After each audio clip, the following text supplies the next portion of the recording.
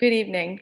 I'm Molly Mantle, your librarian, and I'm delighted to welcome Alyssa Milano to speak to us today. Alyssa is a prominent actress, author, and activist.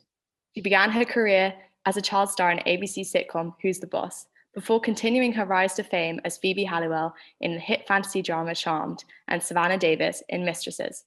Alongside her acting career, she has campaigned tirelessly for multiple causes, including HIV and AIDS awareness, animal welfare, and women's rights.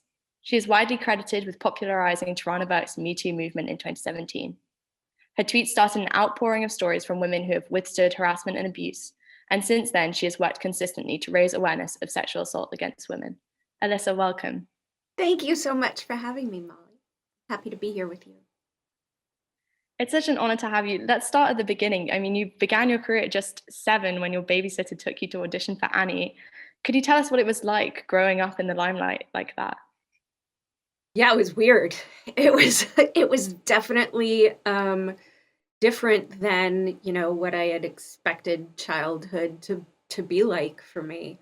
But in a way, because it was all I really knew, that was my normal, starting to work at 7 years old. It's an interesting thing because you're not only, charged with responsibility, a lot of responsibility, but also you spend most of your time around other adults, not kids. You spend time around adults, and so it was a very interesting way to grow up. It never really felt comfortable for me.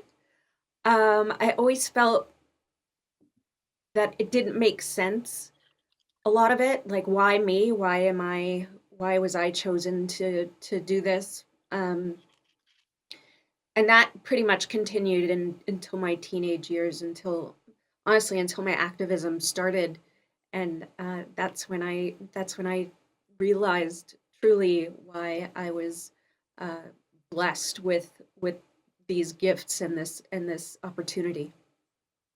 Do you think growing up in such an adult world led you to your activism, or do you think you would have found it otherwise?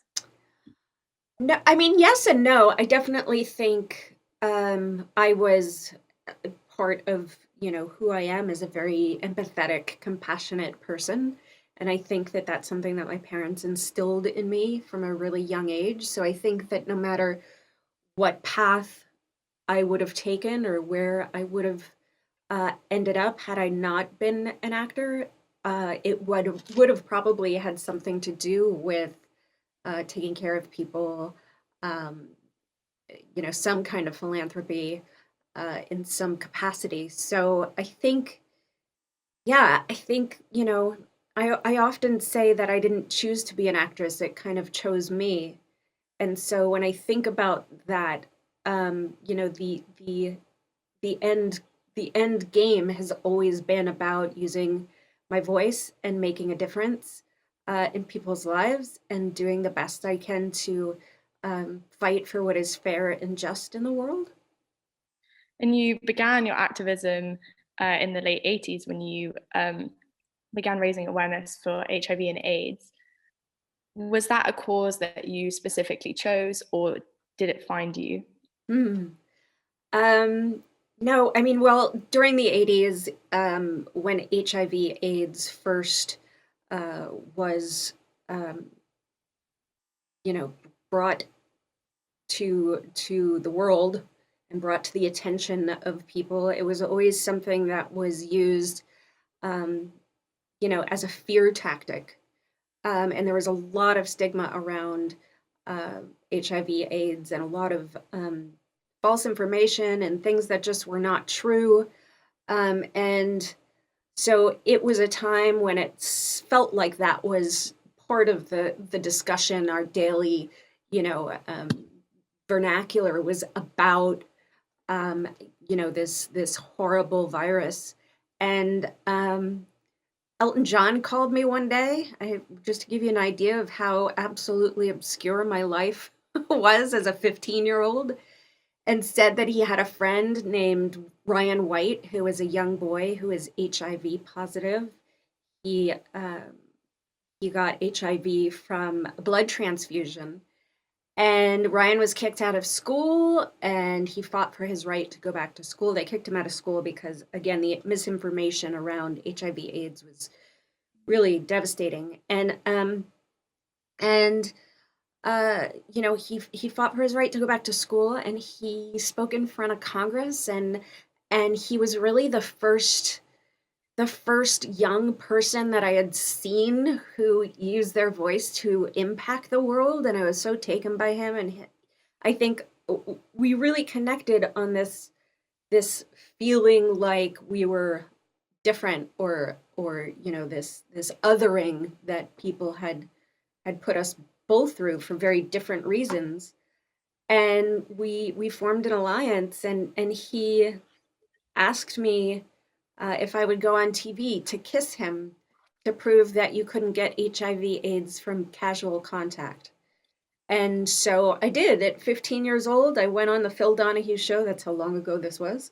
Um, and I kissed Ryan to prove that you couldn't get HIV/AIDS from casual contact. And it was really the first time in my life where uh, being famous made sense, where I understood why I was given the gift of a platform, and that also the incredible power and the responsibility that I had to use that platform in a way that was the voice for the voiceless.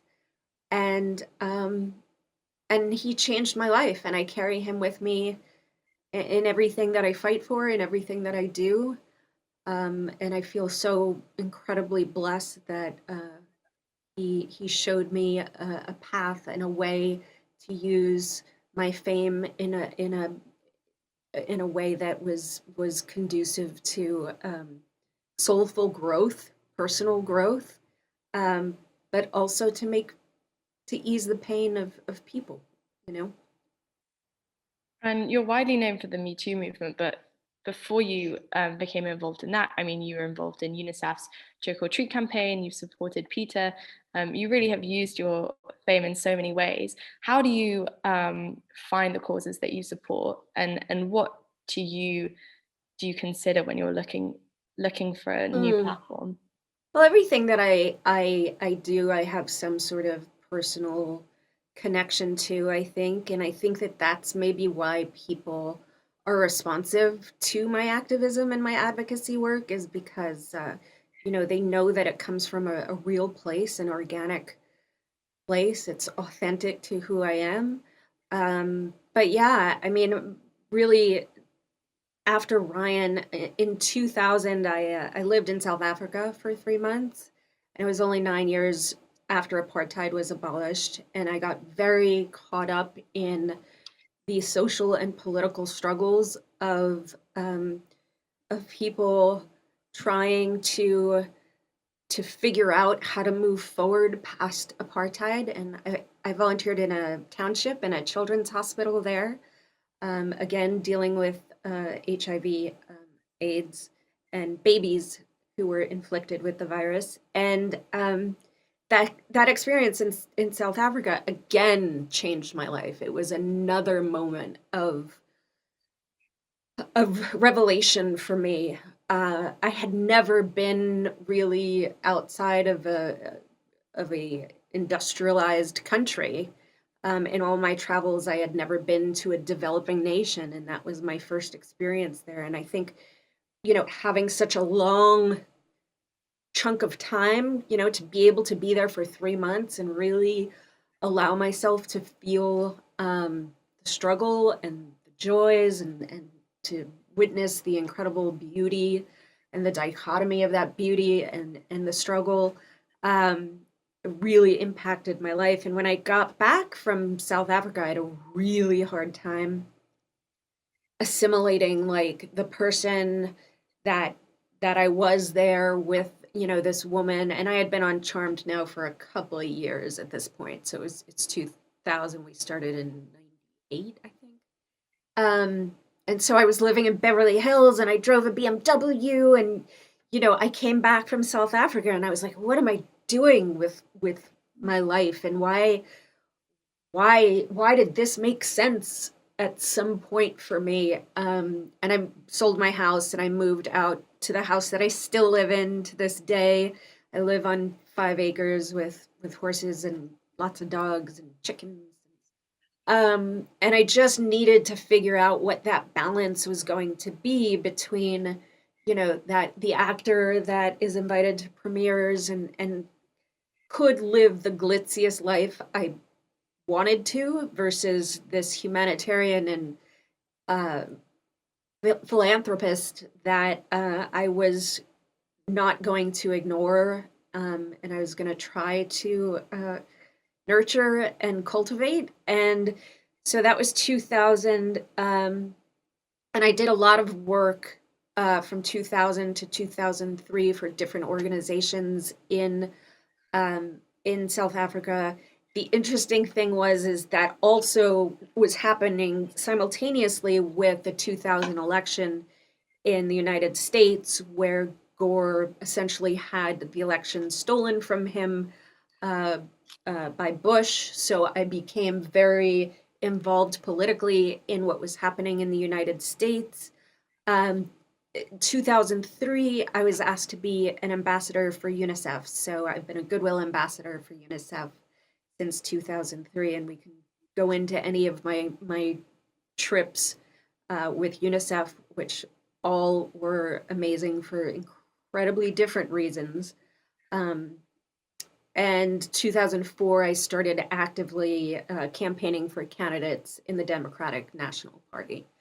And so I've been on that sort of path ever since. And social media has made a lot of this much easier because it was so different when I first started with my advocacy and activism, because you actually had to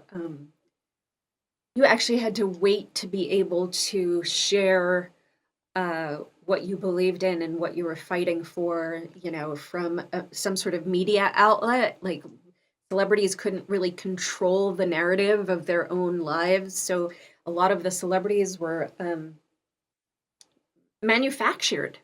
Basically, they were manufactured into, being someone that looked good on a red carpet, but was told, it's best for you not to speak up because you don't want to alienate your audience. You don't want to alienate the people that, pay money to buy your movie tickets or invite you into their homes on TV. And for me, I just could not justify continuing to act if I wasn't going to be able to use my voice and my platform for positive change. And did you feel a big difference in the transition from the sort of more specifically charitable activism that you were doing to the political sphere when you started campaigning there? Yes and no. I think, in the political sphere, we're still fighting for the same things that I would be fighting for as a Goodwill ambassador. For instance, clean water and sanitation. It's a big problem with our infrastructure in the United States. Education for all children, again, a problem for a lot of underserved communities in the United States. Healthcare, so I think the thing that I've learned and the thing that I've really tried to implement in the work that I do is that the struggles of humanity, they don't change no matter where you are in the world. What does change is the structural and systemic obstacles that that country or that territory has had to overcome, whether that be, Angola, Africa, where they lived through a 27-year civil war, or whether it be India, who had to rebuild from nothing after the tsunami. And the thing that I find so hopeful about all of this work is that what ties us all together as human beings is this innate ability to dream for a brighter tomorrow, and to fight and to work towards that. And that we all, no matter what our struggles are, that we all have this truly innate ability to hope. Let's talk about Me Too, because you have often been seen as a champion or even credited with popularizing the Me Too movement. Could you tell us what inspired you to speak out and use your platform for Me Too specifically? So yes, I was actually in Atlanta, Georgia at the time, filming Insatiable, which is a Netflix show that I did for a couple of years. And it was in 2017, and it was right about the time when the news about Harvey Weinstein had hit. And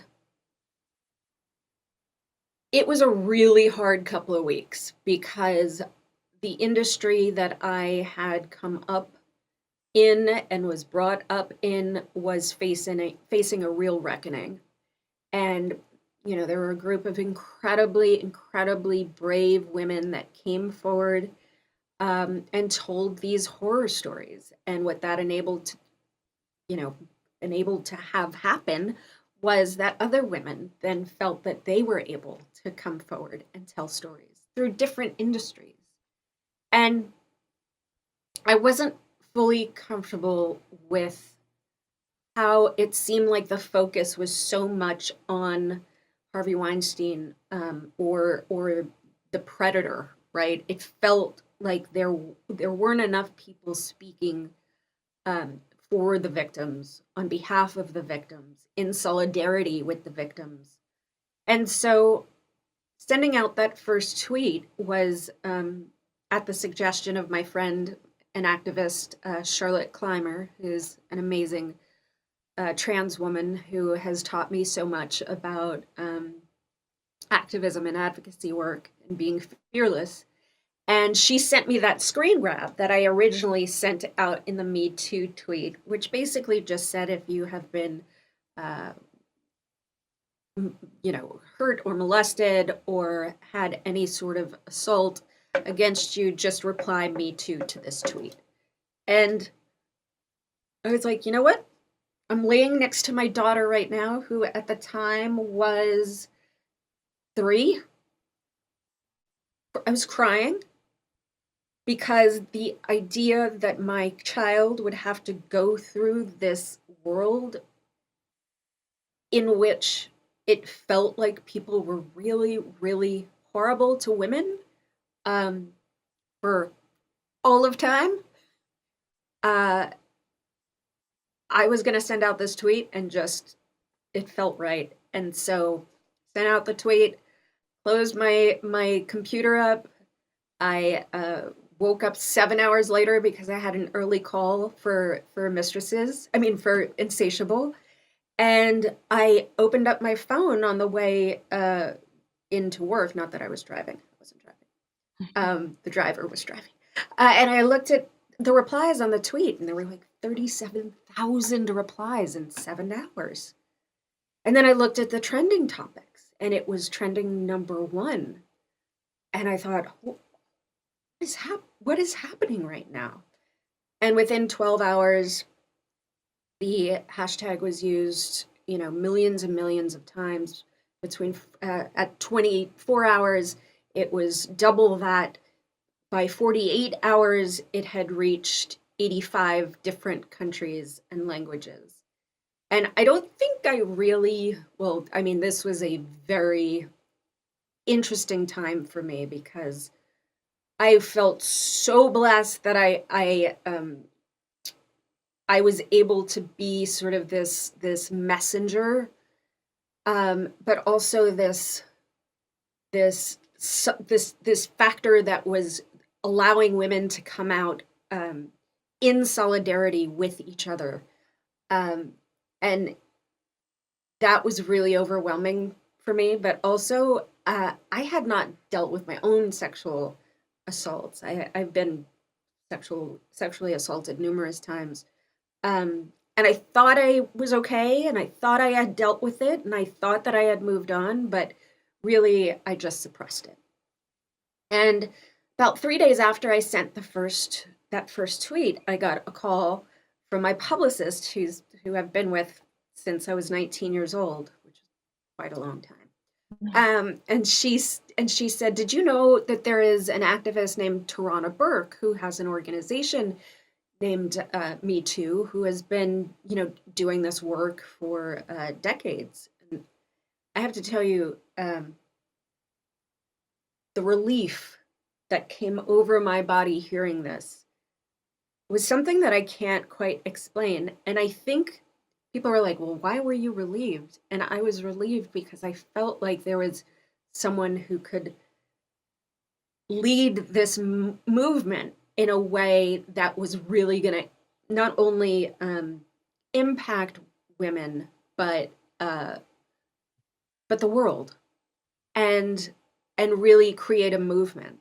And I wasn't equipped to do that. Not only because this was not anything that I had studied before, but also because there are so many women, and particular women of color, who have been hurt, who needed Tarana to lead them from being a victim to being a survivor. And I was not equipped to do that in my life. I had to figure out how to become a survivor myself. And I'll never forget it. Tarana, the first time we spoke, or one of the first times we spoke on the phone, she said, "Hey, I've been thinking a lot about you, and I was wondering, how are you doing?" I was like, "I am not okay." And the floodgates opened, and I really credit her her support in my healing, and my searching for my own calm and solace and comfort.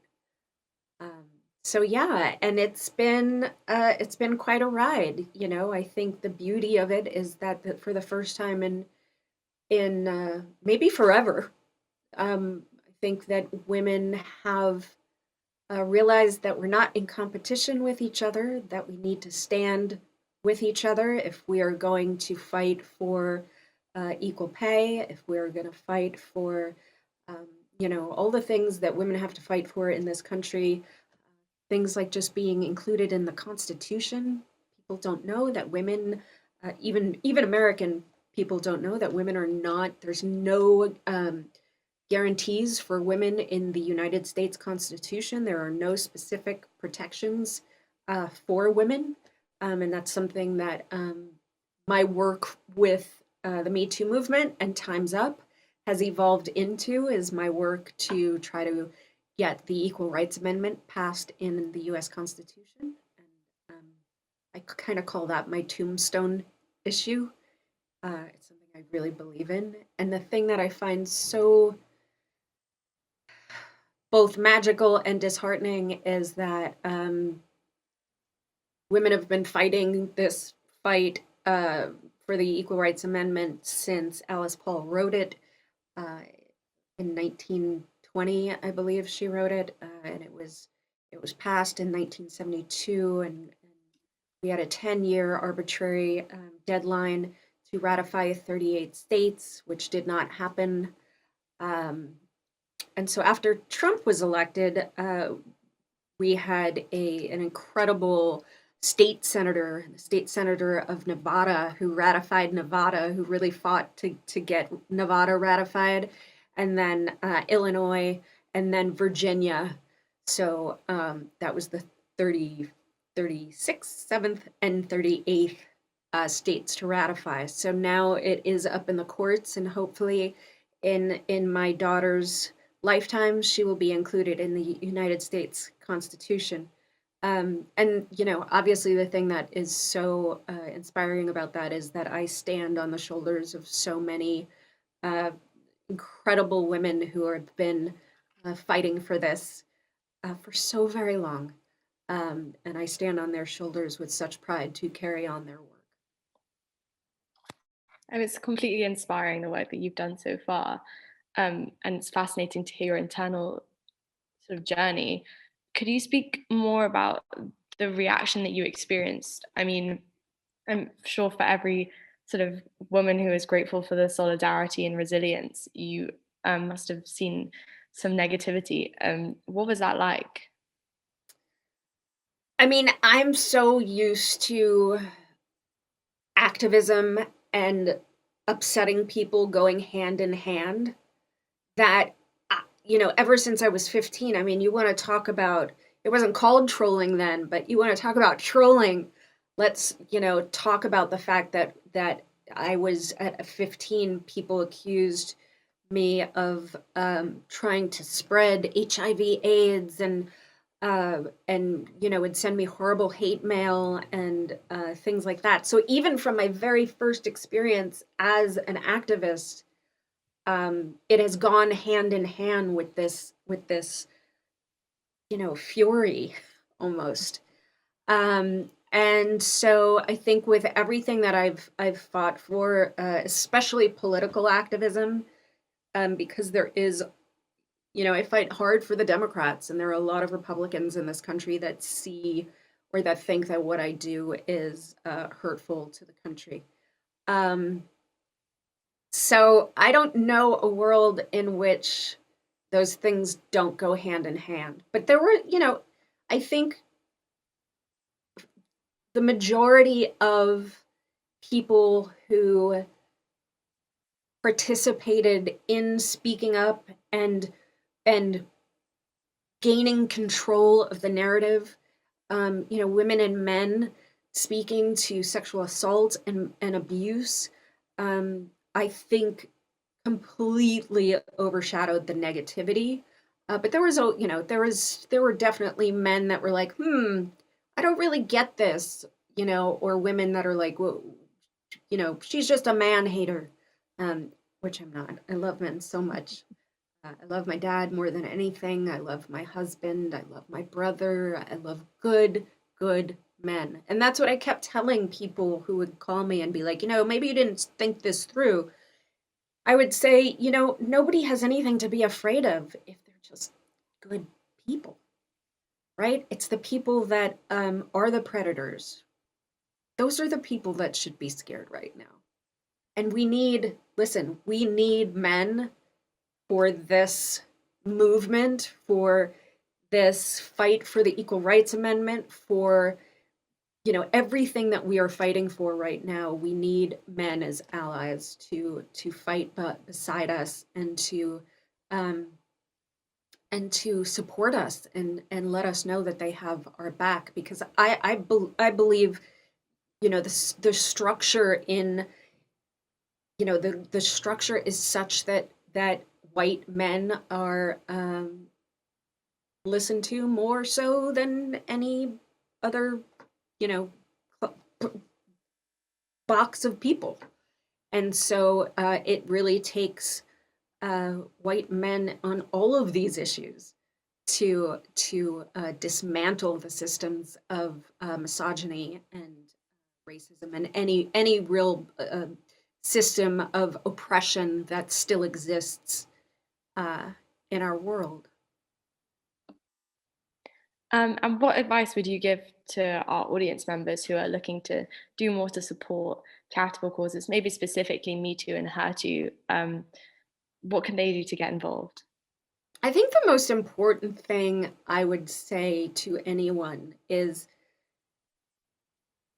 to fight for the things that you really, really believe in and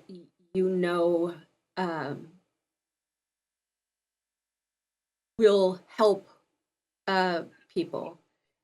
Because I feel like the criticism is so intense and is so harsh at times that if you don't believe in something fully and passionately, it is very hard to stay with it through being criticized and,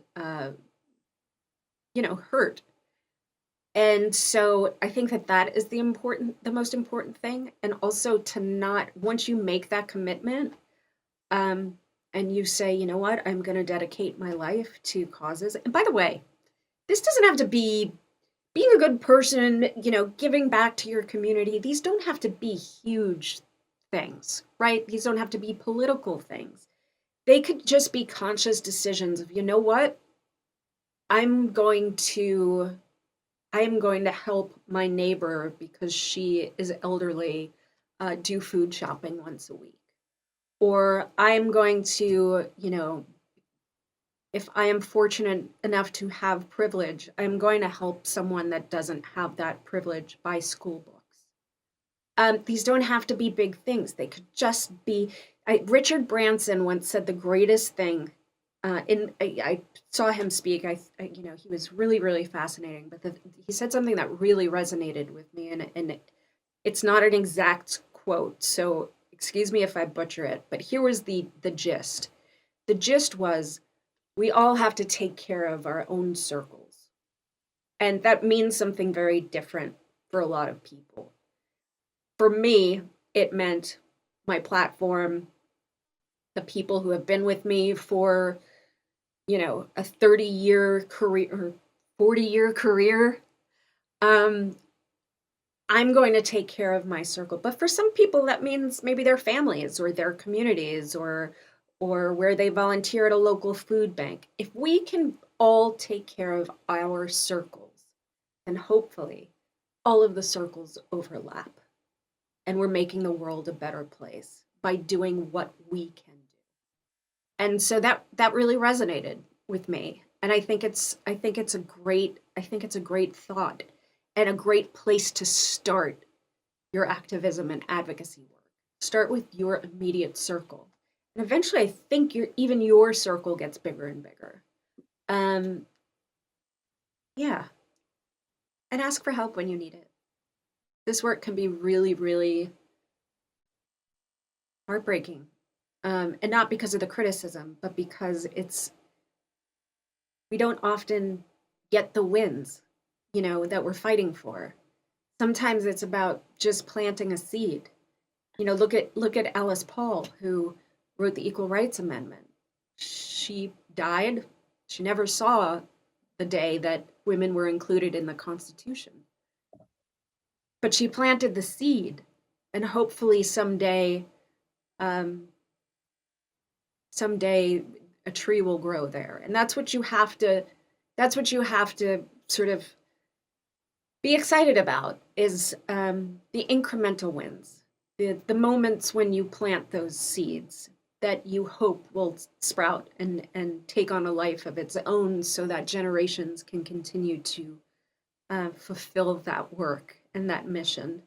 And that's kind of a weird thing to reconcile, because most people really like to see results, right? Like, everyone's results driven. And so you have to be okay with just kind of planting the seed and seeing what happens.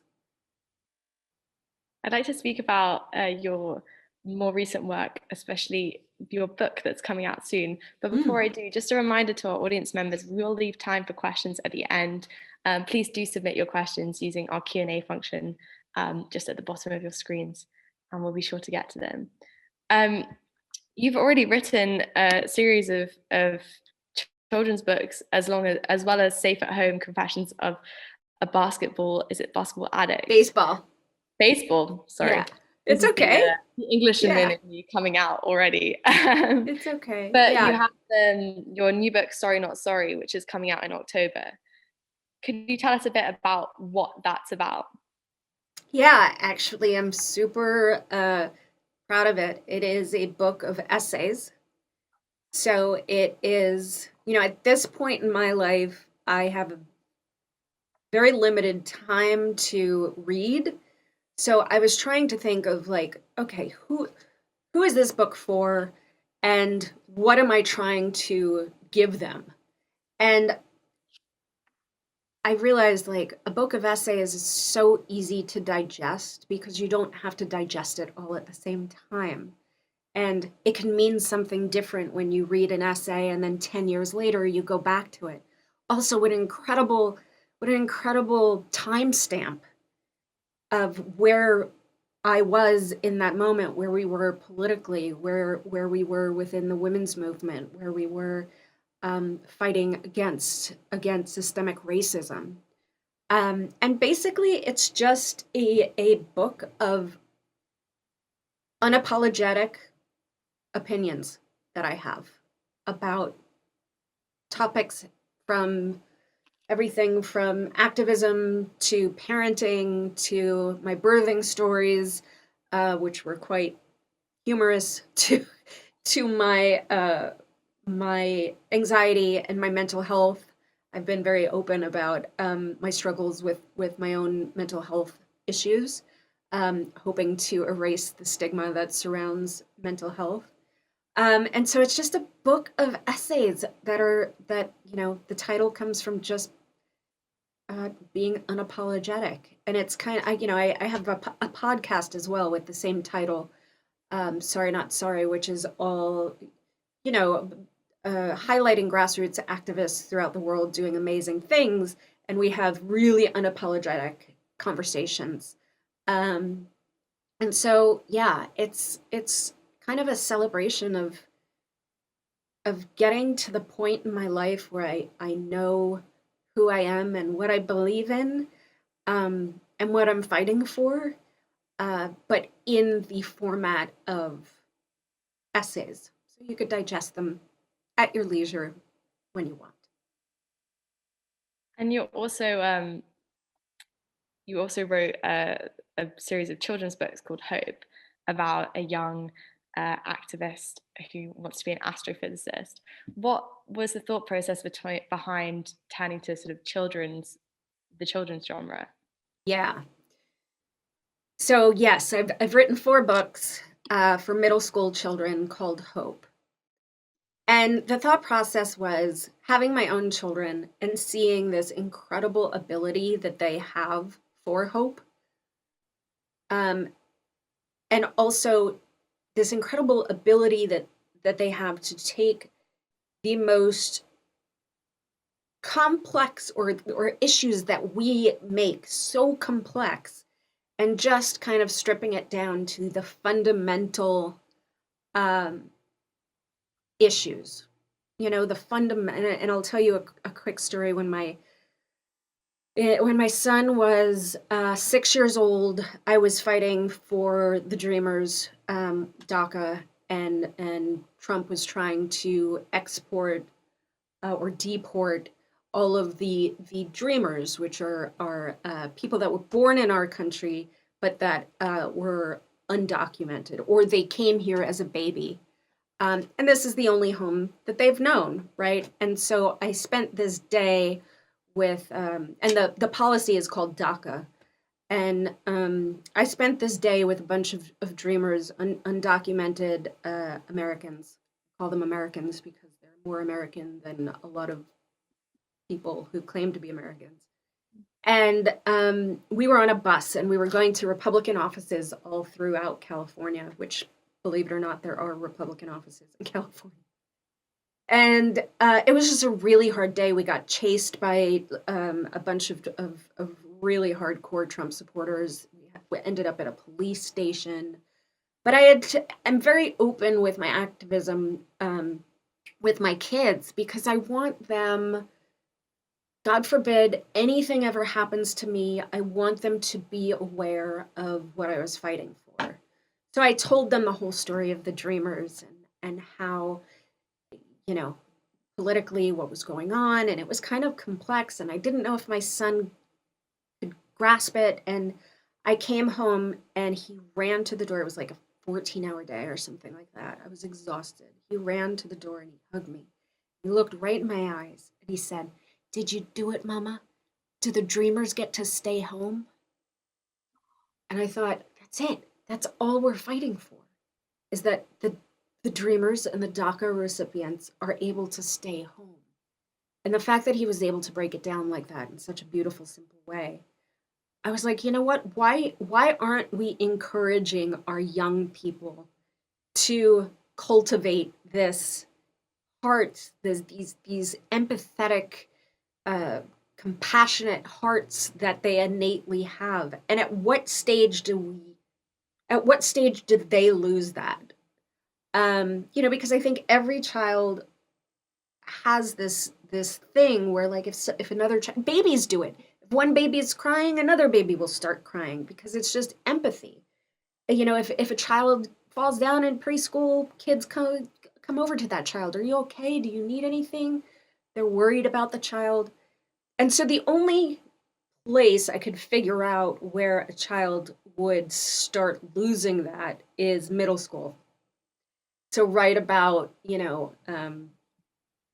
puberty-ish time, and I wanted to write a book specifically for the kids in that age bracket to encourage and cultivate what they already have inside of them, and to give them tools and ways. I'm getting calls. To give them tools and ways to cultivate that, things that they could do in their community, things that they can do for their community, things that would make their hearts feel good. So the book is called Hope.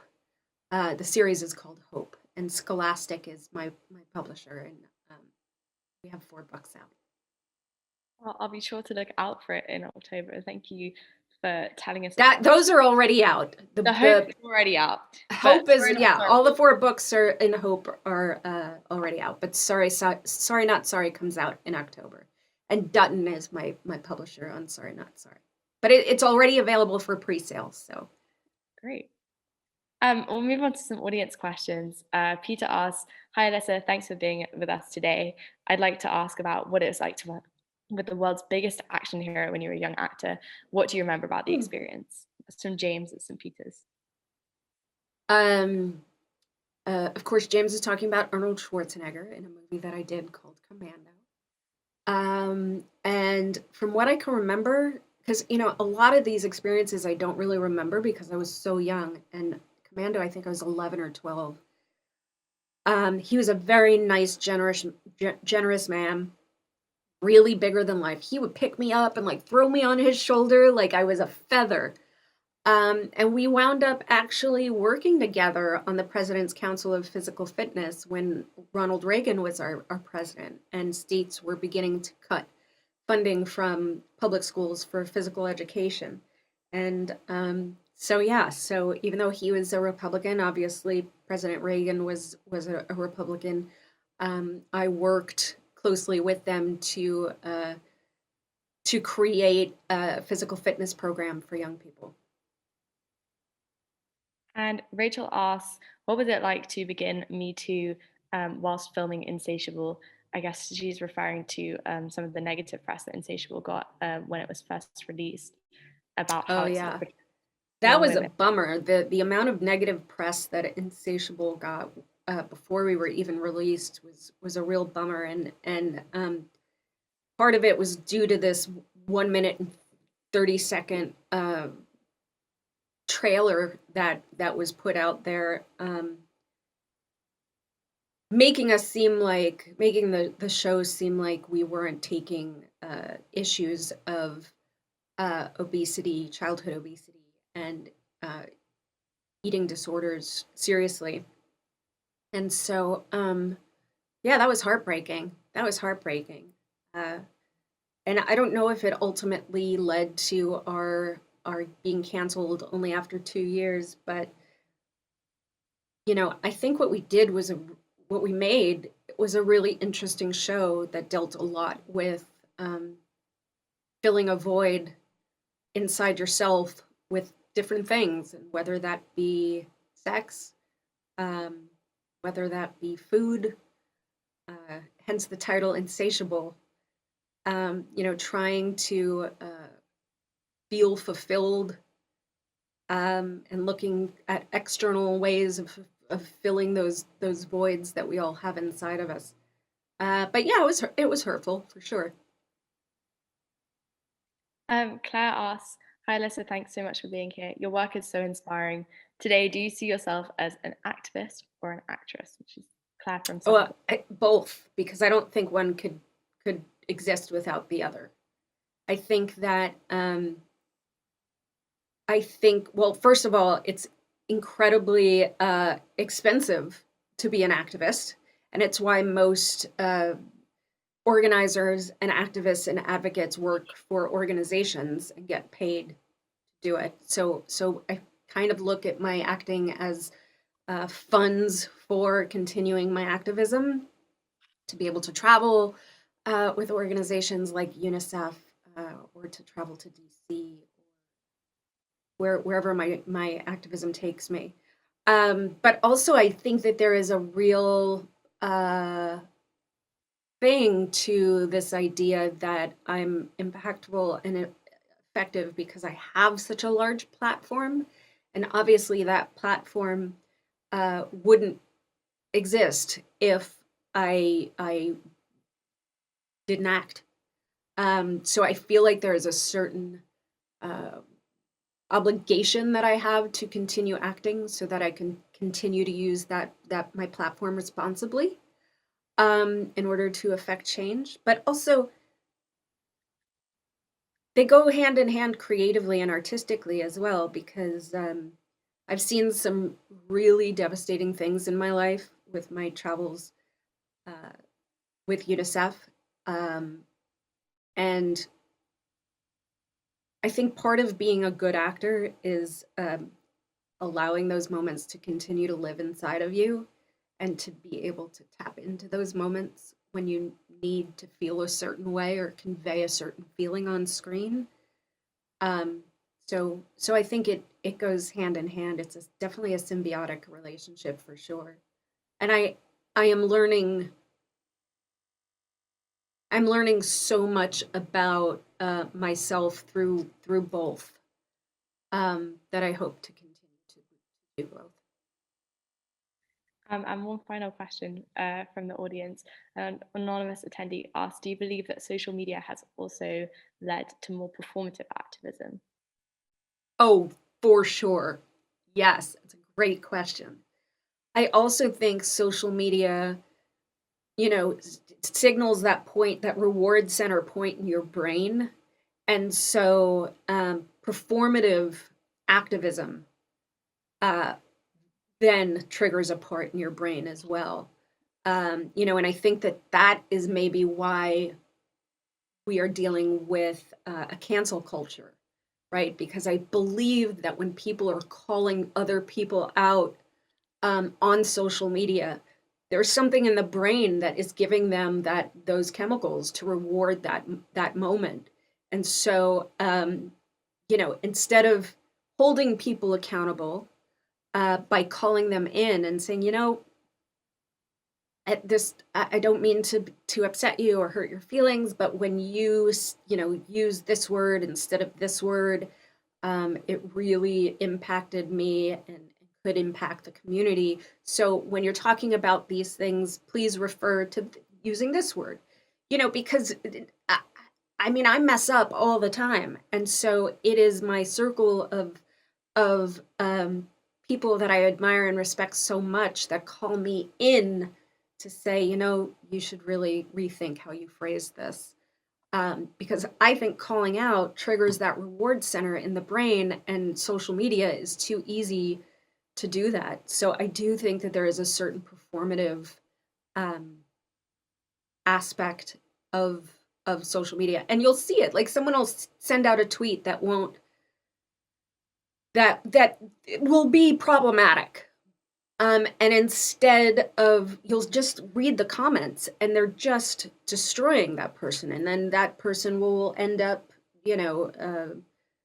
trending on Twitter for being canceled. And, I always tell people have been trying to cancel me since the 80s. They haven't been able to cancel me yet. So if you have something to say to me, call me in, don't call me out.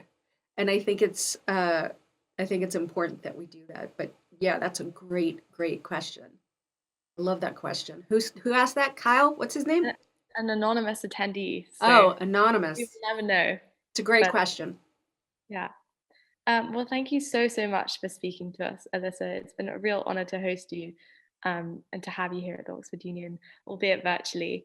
I'll finish with one final question that we've been asking all of our speakers. If you could sort of bottle everything you've learned and experienced over your career and your life and put it into one thing for our members to take away, it's a big question. What would that be?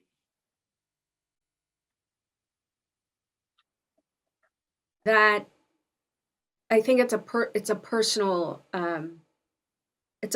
suggestion. It doesn't have anything to do with acting or my activism. But if you can carry with you, everyone that's watching, that even in those moments where you feel total and utter despair, and whether that means you saw something or you have some kind of trauma in your own life, or you have anxiety or depression or any mental health issues. The thing that I try to tell myself that has helped me is that I have survived 100% of my bad days. I have survived 100% of the days that I thought things could not get any worse. And it's hard when you're in the thick of it, when you're in that moment of growth or trauma or heartache, to remember that. But it is so important that we keep being mindful that of the fact that this too shall pass. To keep fighting, and to keep fighting for what you believe in, figuring what that is out, and keep fighting for those that can't fight for themselves. Alyssa, thank you so much. Like I said, Thank you, Molly. Thank you for joining us, those of you in the audience, and we hope to see you at our debate tomorrow evening in person in our chamber. Have a very lovely evening.